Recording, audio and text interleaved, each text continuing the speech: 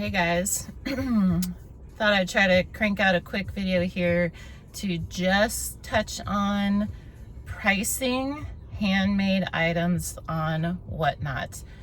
It is all over the place. Let me tell you what. This was alluded to a little bit in a previous video with more stuff, but I'm going to try to keep these more to the 5-minute mark. It's easier said than done, but with shorter topics. So starting with this one. So if I'm new to you, hi, I'm glad you're here. My name is Tamika Crow of Custom Wood Burning. I've been selling heat gun art on Whatnot for the last 3 years or so, and came and started posting videos here as part of a 365 project of consistency to share some of the insider stuff with you guys. And so with handmade pricing, the short of the long of it is I recommend, I'm no expert and no Bible, by the way, these are just something that can be taken or leaving as it resonates.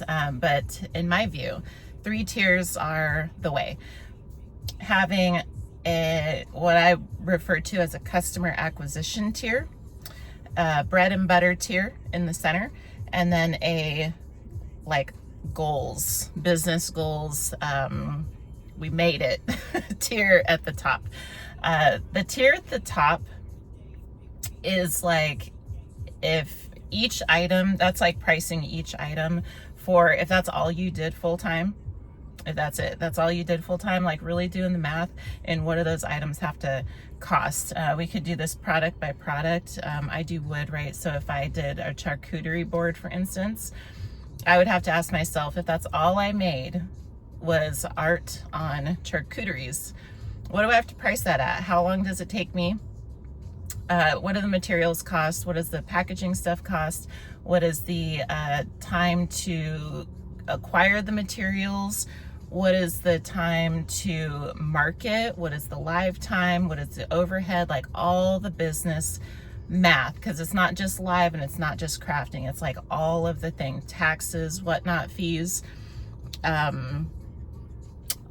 There's a lot. I found a pretty good pricing gauge that basically, without diving into it too much, it's like you determine the cost, materials, and time, and then you double that to get like the wholesale price, and then you double that again to get the retail price. So retail price is what I'm talking about. This is like if I do 40 hours a week and this is all I do is charcuterie boards, this is the price. What do my bills cost me per month? 40 hours full time, that's the top tier. It's hard. Tell you what, it's really difficult.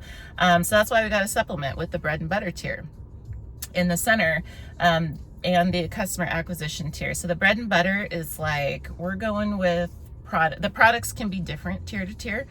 Bread and butter tier, we're going with products that are extremely buyer friendly as far as like demand, marketability.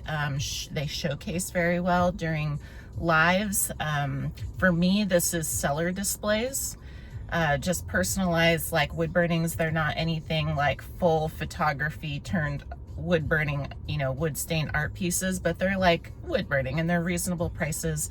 They're efficient, so I can crank them out at an expected, time rate, and manage my time money continuum well based on these. I know that there's a demand for them, and I know that I can price them in a way where it can sustain my operation. I can justify offering them at the price that I offer them at. This is the bread and butter. Customer acquisition tier is ideally we're breaking even. Ideally, perfect world, we're in a little bit of profit, but it's not going to we can't run our business completely off of this. But with handmade, I do think this is extra important to have this customer acquisition tier. It could just be like for promotional sake only, for instance, of certain items that we flash sale when we get raids, certain items that we do dollar starts when we're in raid trains, certain items that just kind of live in our auction tab or our shop for the newcomers that are like, I just met you, I don't know that I want to spend $50 or $100 out the gate, but maybe 5, 10 okay, you seem cool, let me gauge the quality, because it's very different across the board. And this is the tier where we can establish trust, we can get packages in folks' hands, and we can start to build that relationship that will justify them bumping up to the next tier. And so ideally we set up these tiers, and then our customers and buyers will kind of climb the ladder, as it were. I do think it's important to have all three, because I've seen sellers only have the top two and they have a problem getting customers. And if I'm being honest, I don't see them really stay on the platform, because it's a hard sell.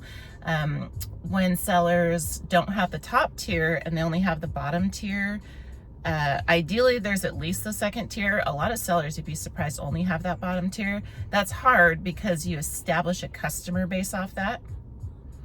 It sets a set of expectations where you have to keep those price points, and it also communicates that that's where your items are worth.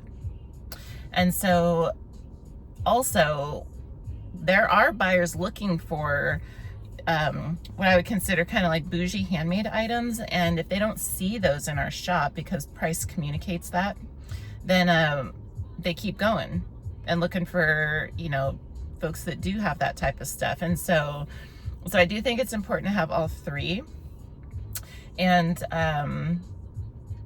learn over time when, you know, which items belong in which tiers, exactly what the price points are. Our bread and butter might be the 20 to 50 range. Handmade items, if we're being honest, that top tier really is like, it's up there, 3 digits at least, I would say. I don't know if that's what I said in the last video, but that's how I'm feeling right now. But anyway, just like, you know, 10 and under probably for the lower tier, stuff that makes sense and that you can probably make efficiently within an hour or so for that bread and butter tier.